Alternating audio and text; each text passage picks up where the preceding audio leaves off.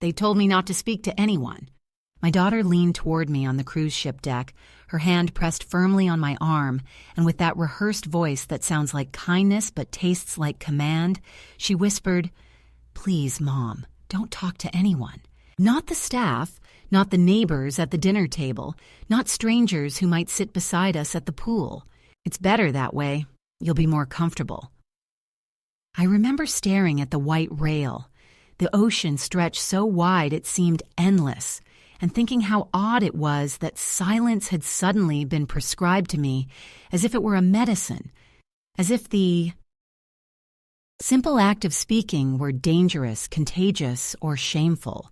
I am 78 years old, a retired teacher who spent most of her life shaping words into lessons, coaxing shy children to speak, insisting that their voices mattered, and now here I was, instructed to be a quiet shadow, a polite accessory for family photographs, a living prop in someone else's version of perfection. I live alone these days, in a modest apartment with thin walls where I hear the footsteps of strangers above me and the hum of traffic outside. But I had allowed myself to believe that this trip might be different, that traveling with my daughter and her family might offer me not just the scenery of foreign coasts, but the warmth of belonging, the chance to be folded back into the center of their lives, even for a few days. The cruise had been her idea, of course, a grand gesture wrapped in brochures and promises. She had called me one evening, her voice unusually bright, telling me they had booked cabins for the whole family, and wouldn't it be wonderful if I joined?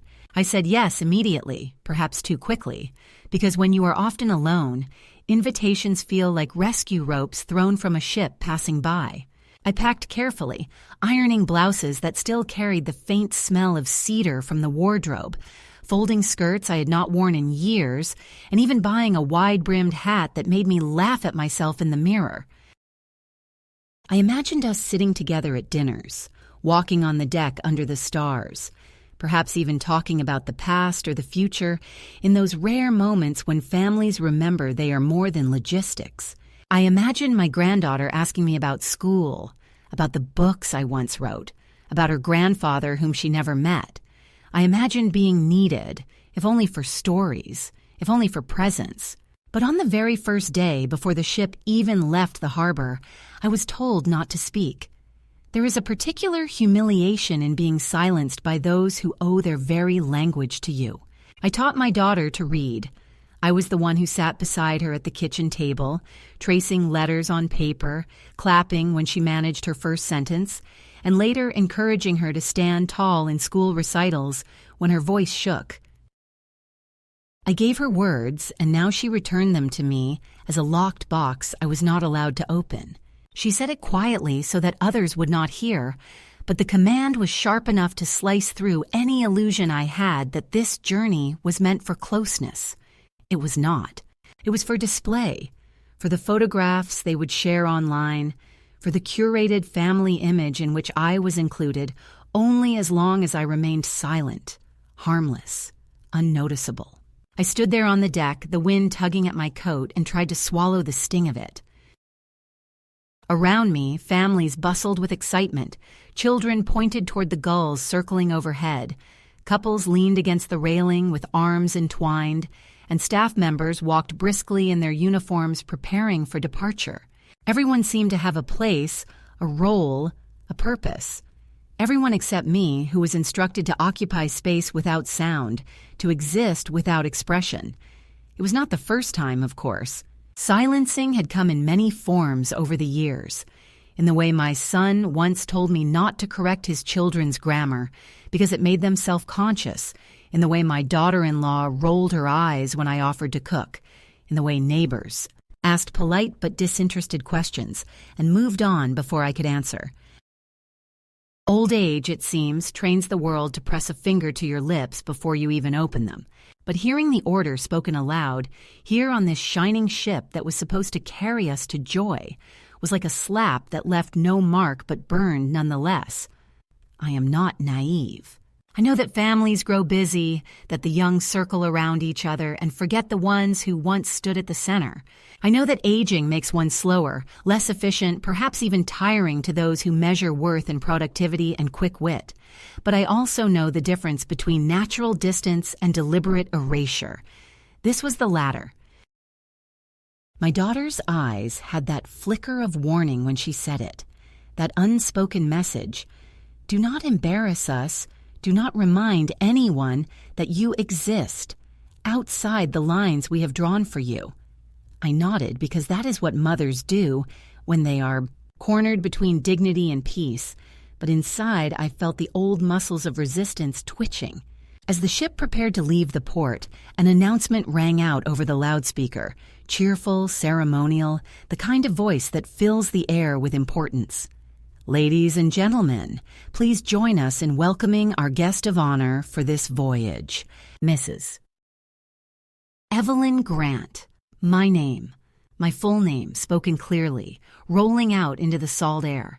For a second I thought I had misheard, or that there was another Evelyn on board, but then I saw heads turn, people clapping politely, and the cruise director gesturing toward me with an open smile. My daughter froze, her hand tightening on my arm, her mouth curving into a brittle grin. "That must be a mistake," she hissed, but the applause was real.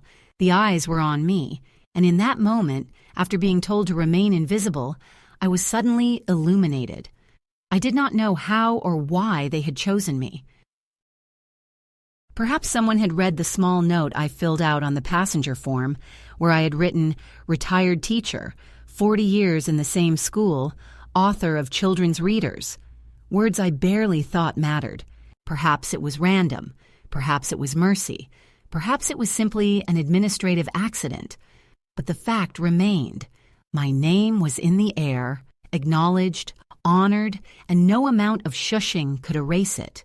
For a moment I felt taller, steadier, as though the sea itself had risen to hold me. My daughter's embarrassment radiated from her like heat, but for once it did not burn me.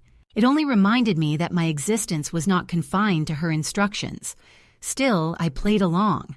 I smiled softly. I inclined my head. I let the applause fade. I did not make a scene.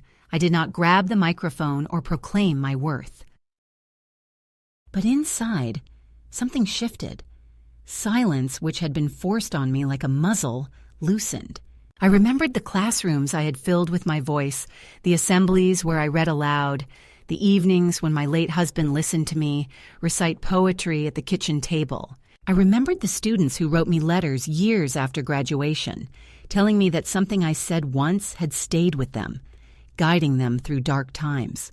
My words had mattered. My presence had mattered. And if they mattered once, they could matter again. So yes, the first words of this story are not about where I was born or what I have endured, but about being told not to speak. Because that command, so simple, so quietly cruel, revealed the truth of my place in my daughter's world. Tolerated but not celebrated, carried but not cherished, seen only if I kept still. And yet, even as that truth pressed down on me, another rose in defiance. The voice on the loudspeaker calling me guest of honor. Between those two moments, between silencing and announcement, my story begins. The defining act came not in a thunderclap or an open quarrel, but in the simple public confirmation of something I had always feared but never fully allowed myself to admit. After the announcement of my name as guest of honor echoed across the deck, there was a small reception planned in the ship's lounge, a gathering that to most passengers must have seemed routine, but to me it became the moment of unmasking. A steward approached with a tray of sparkling water and asked if I would follow him. And though my daughter clutched my arm with the grip of someone trying to anchor a balloon before it escapes, I gently slipped away and allowed myself to be guided. The room was bright, filled with chairs arranged in neat rows, and a microphone stood waiting near a simple podium. The cruise director, a man with practiced cheer, introduced me once more to the assembled guests, explaining that each voyage they chose one passenger whose life story deserved a little recognition, someone who carried with them years of contribution, history, or courage. I felt my throat tighten, not from fear of speaking, but from the weight of being acknowledged after so much time in silence. I stood awkwardly, not sure if I was meant to say anything, but before I could decide, my daughter entered the room, her smile stretched thin, her eyes sharp with warning, and she announced loudly enough for all to hear, "Oh, it must be some clerical mistake. My mother is very shy. She doesn't really do public speaking." Those words struck harder than any storm. To dismiss me so quickly, to overwrite my entire history with a casual claim of shyness, when in fact I had spent 4 decades speaking daily to classrooms, reading stories to restless children, delivering lectures to parents, training younger, teachers standing in auditoriums filled with noise and making myself heard. All of that erased with a single sentence. The guest smiled politely, perhaps a little confused, and the director tried to reassure her, but the damage was done.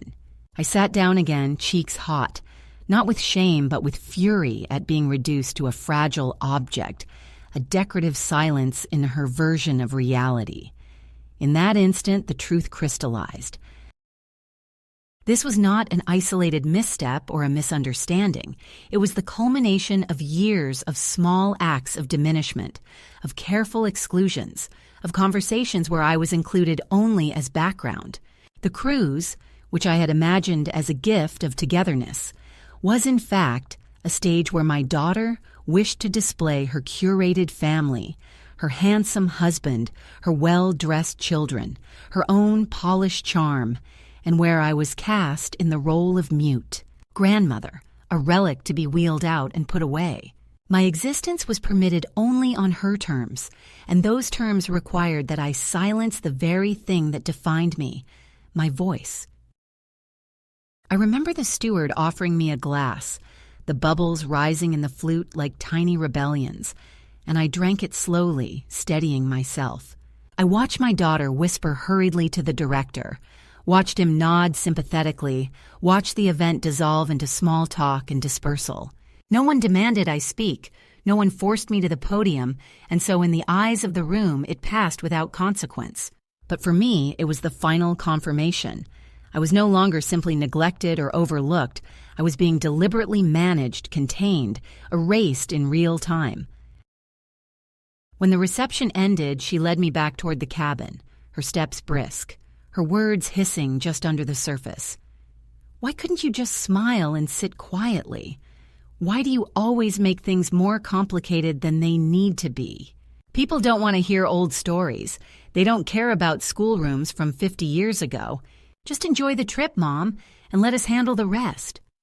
I wanted to scream then, to tell her that my stories were the very foundation on which her own life was built, that my teaching had shaped hundreds of young minds, that my books still sat on dusty shelves in school libraries across the country, but the hallway was filled with other passengers, and I swallowed it down. That night, in the cabin bunk with the low hum of the engines beneath us, I lay awake long after she and her husband had gone off to some evening show. The curtains were thin, the sea pressed against the glass in endless rhythm, and I stared at the ceiling thinking of all the times I had chosen silence for the sake of peace. I thought of holidays where I bit my tongue at the dinner table while my children corrected me on modern etiquette. I thought of birthdays where I accepted gifts that were jokes about aging rather than tokens of love. I thought of hospital visits where no one asked how I felt, but instead told me what I should do. And now here, on this ship, the culmination. Being introduced as someone worthy of honor, only to have my own daughter erase me with a smile. It was not the embarrassment that pierced me most. It was the realization that she believed her version of me was truth, that in her eyes I really was someone better off unseen, unheard, unacknowledged, a burden to be managed, a shadow to be positioned, That belief had been growing for years, nurtured by small cruelties and disguised as care, and now it bloomed fully in public view. The catalyst was not the applause or the podium or even the refusal. It was the sudden, irreversible recognition that the person I had raised, the girl whose hair I braided and whose tears I dried, now stood as the gatekeeper of my voice. And she had chosen to lock it away. I turned onto my side in the narrow bed and pressed my hands together as if in prayer, not to any god, but to the memory of myself. I thought of the classroom chalkboards, the smell of dust and ink, the sound of 30 children repeating words after me, voices weaving into something stronger than any one of them alone. I thought of evenings with my husband when we read aloud to each other, his deep laugh breaking the solemnity of the poems. I thought of moments when words had not just been mine, but had been gifts I gave freely, shaping lives. That night, I promised myself quietly that I would not surrender that identity entirely. Even if they tried to bury me in silence, there would come a moment when I would speak, and when I did, it would matter. The catalyst was not a dramatic fight or a tearful confrontation. It was a quiet cutting away of illusion, a sudden shift from hope to clarity. I saw the truth of my daughter's intentions, and once seen, it could not be unseen. The ship moved forward across the dark water, steady and unfeeling, carrying us all toward ports we had not yet imagined. But inside me, another journey had already begun. The journey from silence back to voice, from erasure back to existence, from being managed to choosing myself. The betrayal was complete, but so was the awakening. The days that followed did not explode with overt cruelty, and that was what made them heavier, because it was not in great battles that I began to feel myself dissolve, but in the slow erosion of every small moment, the kind of erosion that wears away a rock not with thunder, but with a million quiet drops of water. After the reception in the lounge, after the fragile smile of my daughter and the brittle laughter she used to cover her discomfort, nothing was said directly, yet everything changed. At breakfast, I found myself seated at the far end of the table, not deliberately exiled, perhaps, but positioned in such a way that conversations flowed past me like a current I was not strong enough to enter. Her children spoke of their games, their shows, their schools, and when I asked questions, they gave one-word answers before turning back to their screens. Her husband discussed investments and travel plans with another couple they had met on board, and each time I leaned forward to contribute, he would nod politely, not unkindly, but with that smile that signals the end of a thread rather than the beginning. My daughter, ever attentive to her performance, filled the silences with anecdotes that made her sound competent and charming. And when I tried to add a detail or a memory, she would place her hand lightly on mine, a gesture that appeared affectionate to outsiders, but which I recognized as a signal to stop, and she would steer the story elsewhere. It is in these gestures, invisible to the rest of the world, that the slow diminishment grows. To anyone watching from another table, I must have seemed included, surrounded by family, cared for, and even indulged. But from my seat, I felt the sharp edge of dismissal in every turn of phrase, every carefully controlled interaction. At the pool, I was guided to a chair in the corner where I was told to relax and enjoy the sun, while they disappeared into the water, laughing, splashing, taking photos of themselves.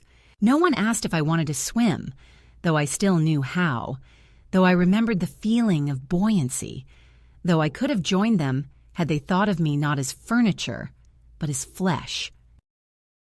At dinner, when the servers approached to ask about wine, the question was intercepted before it reached me, as though I had no preference, as though I could not answer for myself. I do not drink much, but I drink when I choose, and the choice was taken silently from me. I noticed, too, the way my daughter spoke about me to others. When another passenger, a woman about my age with kind eyes, asked if I had taught, my daughter answered before I could open my mouth, explaining in brisk tones that yes, I had worked at a small school for many years. Nothing remarkable, just local. Children, as though 4 decades of shaping minds was a hobby I had dabbled in. When the woman tried to include me by asking what grade I taught, my daughter laughed lightly and said, "Oh, she forgets sometimes, don't you, Mom?" And there it was again, the reduction, the small but powerful denial of my competence, the sly suggestion that my memory was failing, that my authority was no longer intact. I smiled because that is what one does in public when one's dignity is sliced open. But inside, I felt the cut deepening. Nights were the hardest, not because of noise or discomfort, but because silence is loud when you carry it in your chest. I would lie in the cabin listening to the distant music from the entertainment decks, hearing laughter, clapping, and the steady throb of engines, and I would recall my own younger years when my husband and I once saved for months to take a ferry trip along the coast, how we had stood side by side at the railing watching the water spray, sharing sandwiches we had packed ourselves, feeling rich not in money but in togetherness. Now I lay on a narrow bed while my daughter and her husband dressed for gala dinners, while I was told to rest because the evenings were too tiring for me. Tiring, perhaps, but not impossible, yet I was not invited. The first escalation, then, was not in one grand humiliation, but in the steady layering of smaller ones, each invisible to the outside world, each dismissed as nothing if I dared to protest. The way her husband explained menus to me as though I had never read before. The way her children rolled their eyes when I asked simple questions. The way my daughter translated my words for others, always softening or altering them, as though my own language were dangerous or embarrassing. The way she spoke to staff about me, using phrases like, "She's fine, she just gets confused sometimes," though I was not confused, though I understood perfectly well what was happening. One afternoon when we docked at a small port, I was asked if I wanted to come along for the excursion. I said yes, of course. I would like to see the town, to walk a little, to breathe air that was not filtered by the ship. But when the time came, they left without me. My daughter said I looked tired at breakfast and decided I should stay, and by the time I realized, they were gone, and I was sitting alone in the cabin with the curtain half drawn and the muffled sound of footsteps passing in the hallway. I could have gone by myself, but the paper with excursion details had been taken, the time and place never shared, and so I sat in the quiet, staring at the sea beyond the glass, and felt the hours stretch like punishment. What they never understood is that loneliness among strangers is bearable, even softened by the anonymity of it. But loneliness within family is a wound that does not close. To be ignored by the world is one thing. To be erased by those you created, those you nurtured, those whose voices once depended on yours, is another entirely. That afternoon, as I sat alone, I thought of all the years I had believed that sacrifice would be rewarded with closeness, that giving would return giving, that patience would be met with gratitude. Instead, I realized that silence had not earned me peace, but had trained them to believe it was all I was capable of. The erosion continued in subtle ways. At the buffet, my daughter placed food on my plate without asking what I wanted. At the evening shows, she whispered that I should stay behind because the lights and sounds might overwhelm me, though I had sat through decades of school plays with screeching microphones and restless audiences. When passengers complimented me on being chosen as guest of honor, she would laugh and say, "Oh, my mother always gets more attention than she deserves."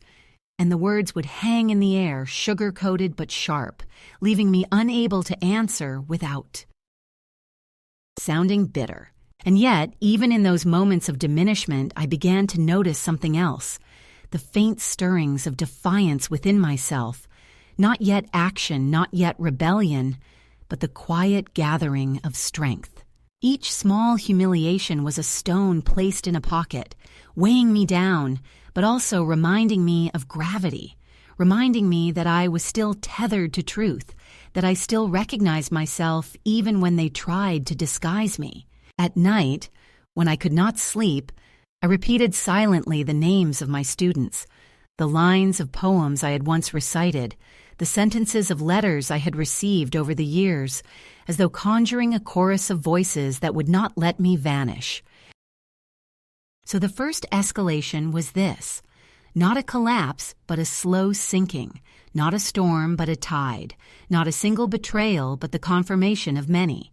It was the steady realization that my daughter did not simply forget me in the rush of her life, but actively shaped a version of me that suited her story. And that version was smaller, quieter, diminished. It was the knowledge that if I continued to comply, if I continued to accept the corner seat, the soft hand pressing mine to stop speaking, the decisions made on my behalf, then I would vanish completely, not in death, but in life, erased while still breathing. And once that realization took root, it could not be pulled out. It sat inside me, heavy and undeniable, and I knew, though I did not yet know how, that something within me would have to rise against it.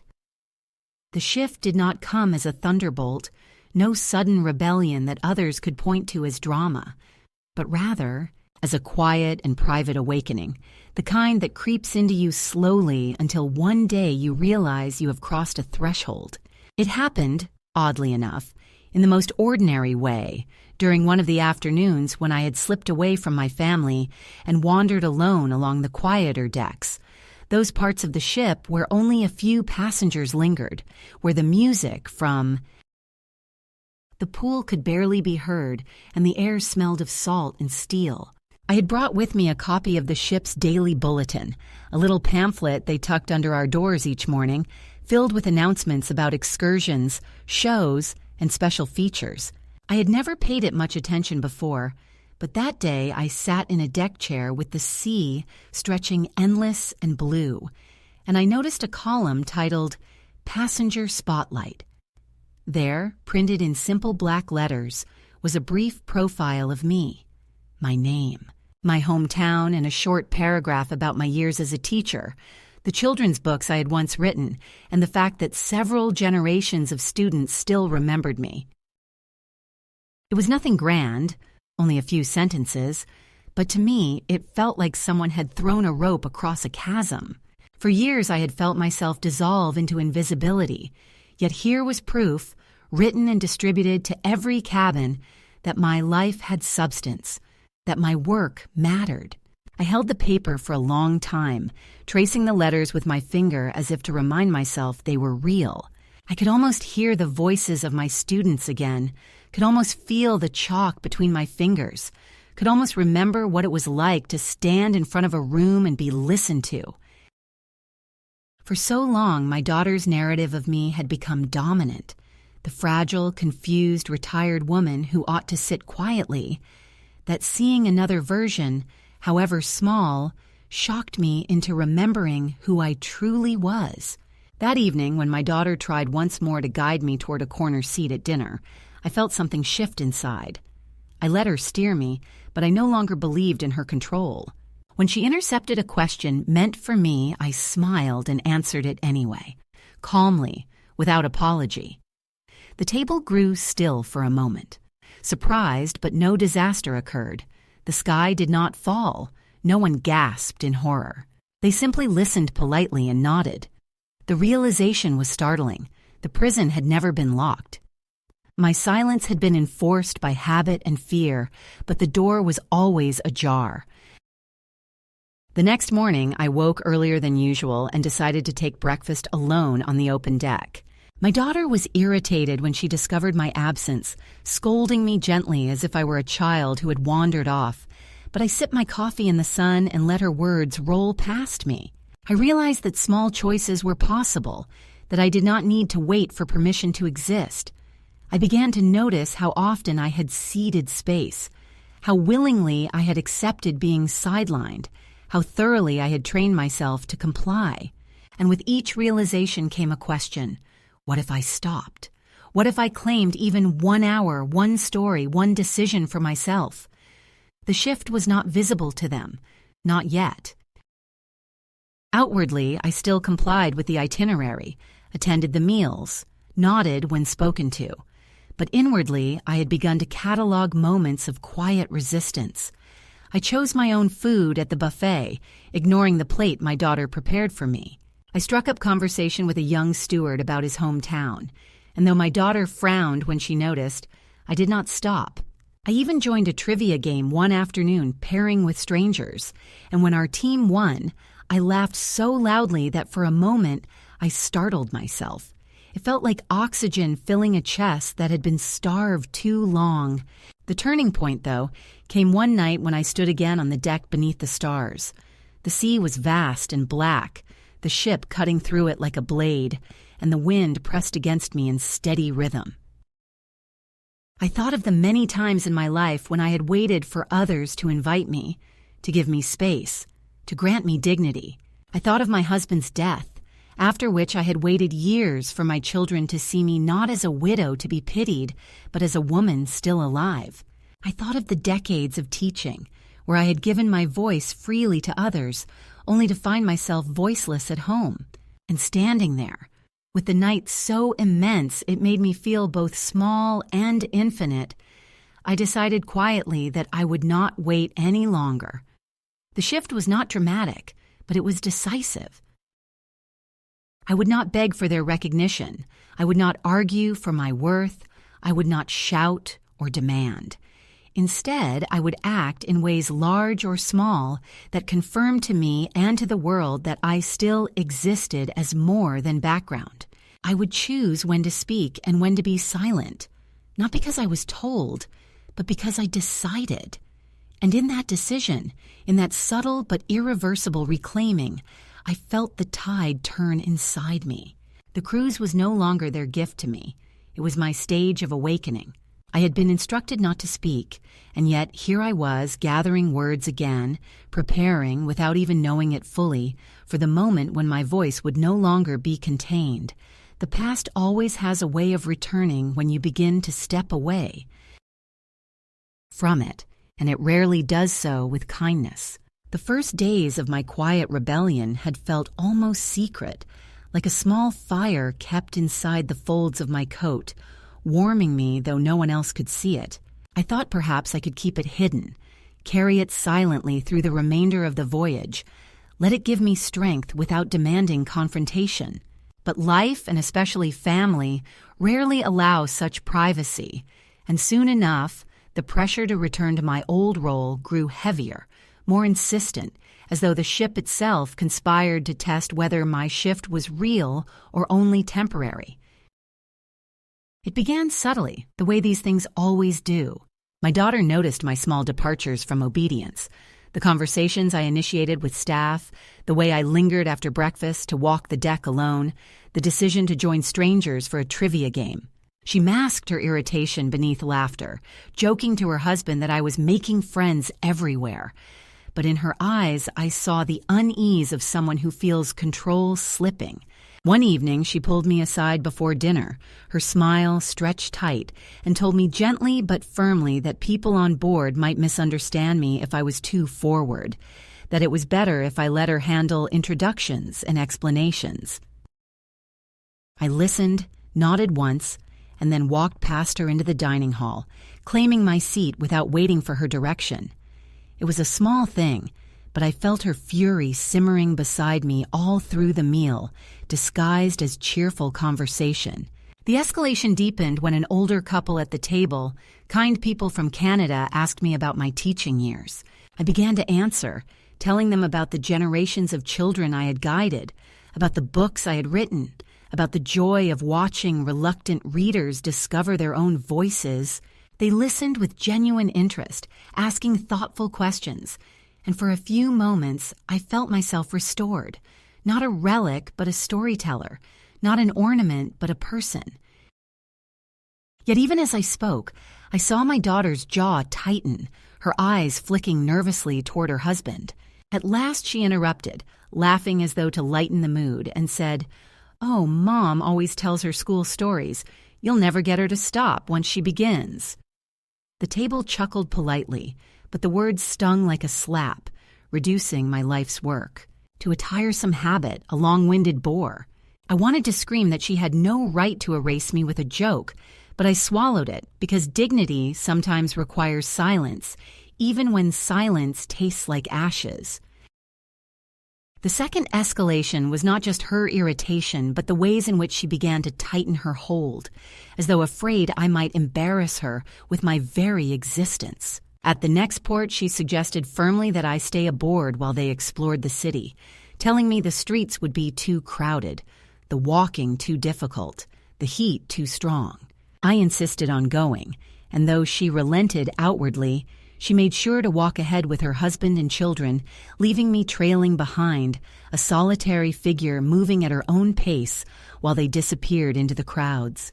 I stopped at a small shop filled with local crafts, speaking with the shopkeeper about the woven textiles, and when my daughter returned to find me, she was furious that I had spoken at length to a stranger, as though conversation were betrayal.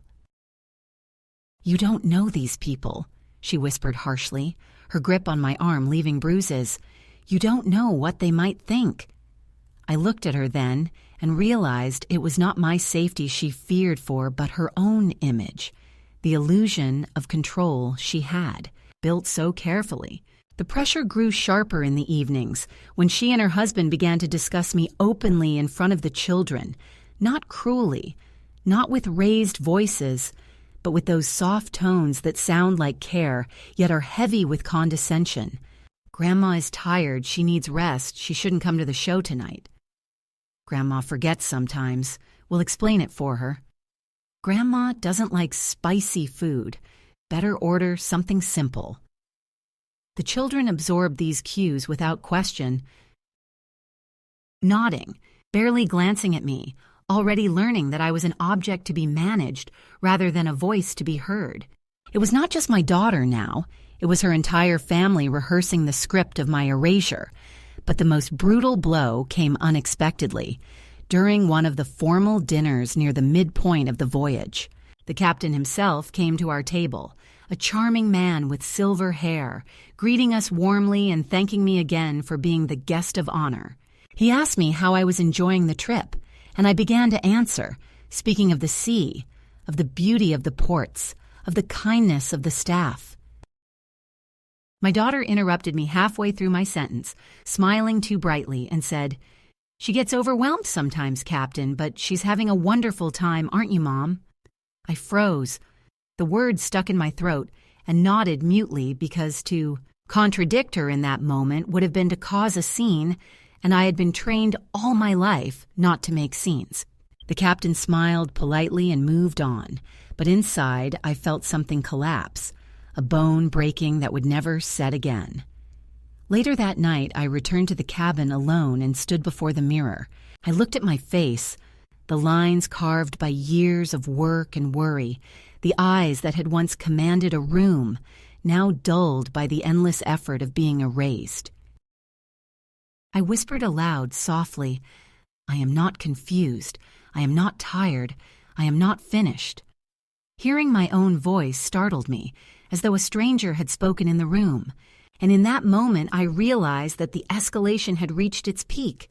My daughter was not simply dismissing me, she was rewriting me, turning me into someone fragile, incompetent, and voiceless in the eyes of everyone around us. If I allowed it to continue, soon even I might believe it. The next day, I tested the boundaries again. I signed up for a morning lecture on marine life without telling her, slipping away after breakfast to sit among strangers and listen to the naturalists speak of whales and tides. The lecturer asked if anyone remembered learning about ecosystems in school, and I raised my hand, telling briefly of the unit I had taught for years, how children love to trace food chains and imagine themselves as part of the cycle of life. The room laughed warmly, applauded lightly, and for a moment I felt whole again. But when I returned to the cabin, my daughter was waiting, her face stiff with anger. She demanded to know where I had been, why I had wandered off, what people might think. I told her calmly that I had gone to learn, that I was allowed to listen and to speak. Her fury was quiet, contained, but it burned hotter than any shouting could. She told me I was selfish, that I was making the trip harder for everyone, that I was embarrassing myself without realizing it. I listened. I nodded. But inside I thought, no, I am not embarrassing myself. I am embarrassing you because I refuse to vanish. The second escalation reached its truest form in that tension, the tug of war between their desperate need to contain me and my growing refusal to be contained. Every smile of hers became sharper, every gesture of care more controlling, every explanation of my supposed confusion more insistent. The more I resisted, the more she pressed down, until the air between us was thick with unspoken conflict. And yet, beneath the weight of her disapproval, I felt stronger. I felt the stirring of the woman I once was, the teacher who stood in noisy classrooms and demanded to be heard, the mother who survived grief and loss, the writer who carved stories into pages that outlived her own youth. I was returning quietly but firmly, and the harder she tried to silence me, the louder that return became inside my own chest. So the second escalation was not simply their pressure. It was also my awakening, tested, stretched, forced to prove itself. It was the realization that reclaiming one's voice is never simple, never private, never without resistance from those who prefer the silence. It was the painful awareness that my daughter would not celebrate my strength but fear it, and that to stand fully as myself, I would have to endure her disappointment, her anger, even her rejection. And though that thought ached like a bruise pressed too hard, I knew with a clarity sharper than the salt air that the time was coming when I would no longer nod and comply, no longer sit quietly in the corner, no longer accept erasure as my role. The time was coming when I would speak, not only for myself, but for every moment of silence that had been forced upon me. And once I did, there would be no turning back. The moment came on the final gala night of the voyage, the evening that was supposed to showcase families in glittering clothes, a celebration of elegance and belonging, the kind of staged performance that my daughter adored. She had spent the afternoon fussing over her children's outfits, adjusting ties and smoothing skirts, and she pressed a sequined shawl into my hands, instructing me to wear it instead of the simple navy dress I had chosen. I took it without protest, though I draped it loosely over my shoulders rather than fastening it as she directed, because something in me had already decided that I would no longer wear costumes designed to hide me.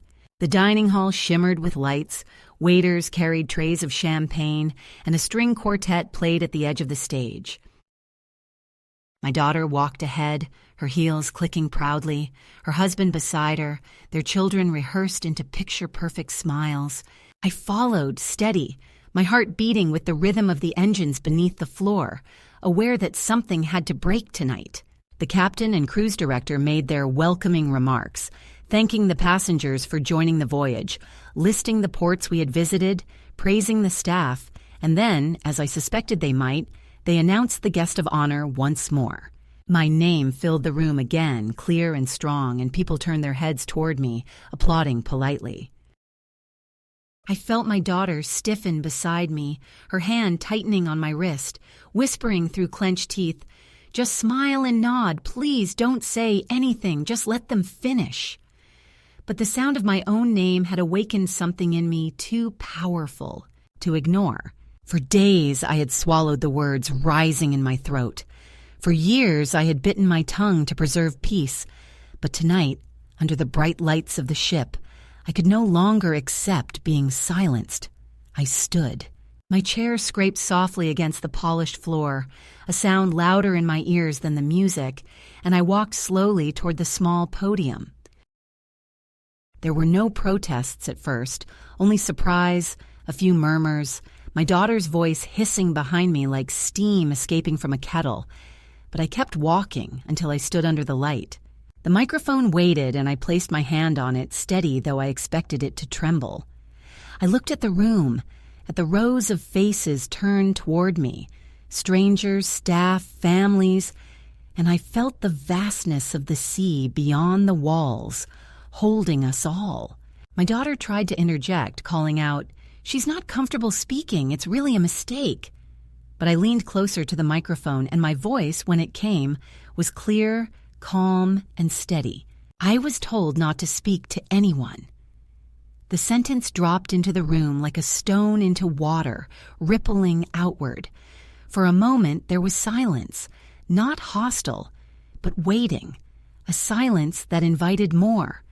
I continued. On the first day of this voyage, my daughter leaned close and instructed me to keep quiet, to let others do the talking, to simply smile.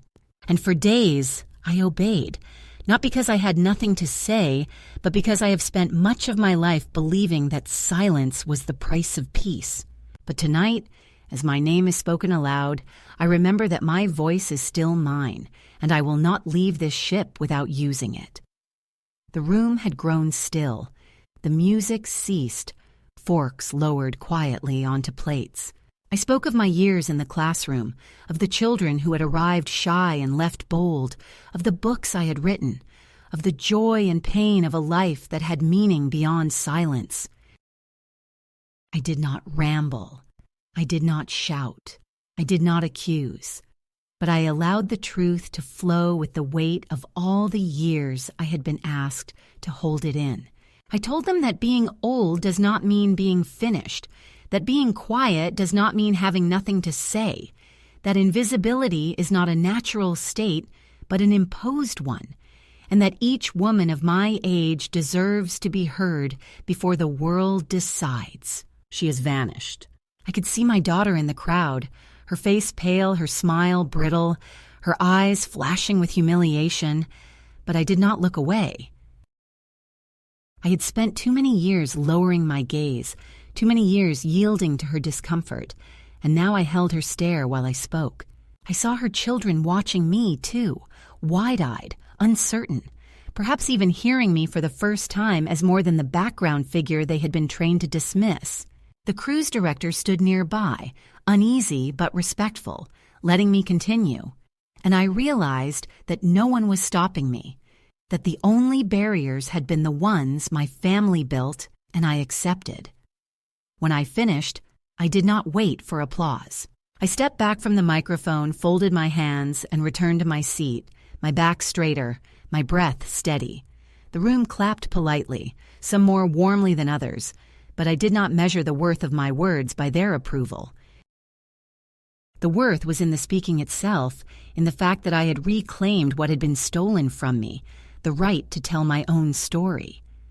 My daughter leaned toward me, her voice shaking with fury disguised as calm, and whispered, "Why would you do that?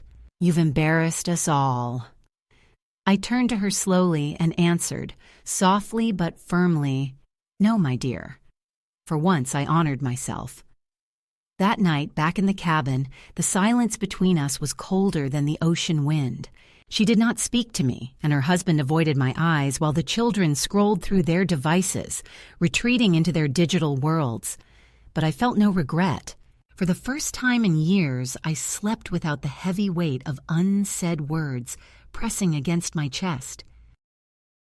I dreamed of my classroom, of children raising their hands eagerly, of laughter echoing down hallways, of my husband's voice telling me that my words mattered.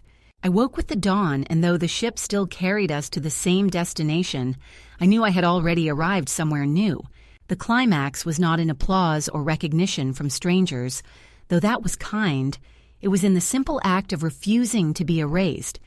It was in standing under the lights and speaking not for their approval, but for my own survival.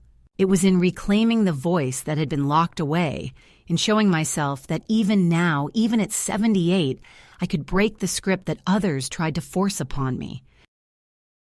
That night, something closed forever between my daughter and me, but something else opened, vast and steady, like the sea itself. The knowledge that I had chosen myself, and that choice could not be undone. The morning after the gala felt different.